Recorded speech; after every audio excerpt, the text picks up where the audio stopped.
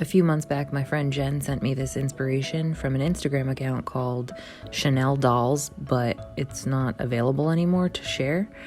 And it basically had some rainbow road, like crossing through all the nails and glitter. So I tried to recreate it with just 3 colors and glitter on my dominant hand. And then my non-dominant hand, I just did some stripes with the same colors using the same iridescent glitter and gel. I think it came out really cute, very 70s, kind of groovy, you know? I definitely do something like this again.